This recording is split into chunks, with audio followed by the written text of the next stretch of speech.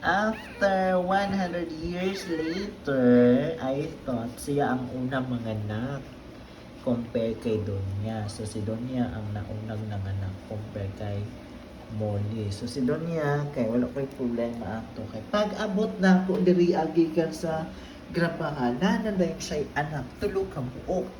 Kani garapi na akong paabot ani kay murag aryaton maguni siya nga baby si Molly. So timing kaayo ganina pag abot na ako kay maupay pagpag kuan niya kanang pangaskas wala na siya ni kaon guys sa iyang pagkaon kay mao dayto manganak na rin siya ug mao ni ang unang nigawas si baby girl baby girl na siya ug after pila ka minutes ni sunod si baby boy si baby boy na siya.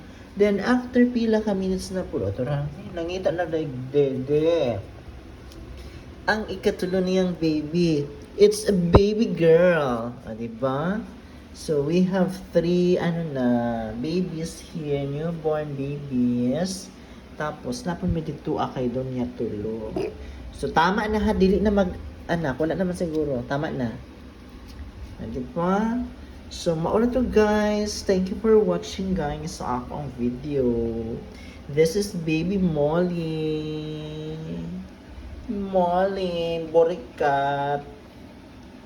Na siya tulog ka baby. Wala ko balong sa paning color. Ano is color white or dirty white na siya guys.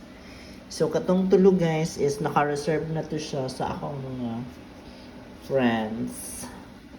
Old friends. And kini is ang isa ay ni kay naka-reserve na po niya sa akong isa ka friend na na siya magpa house blessing siya sa iyang house next week.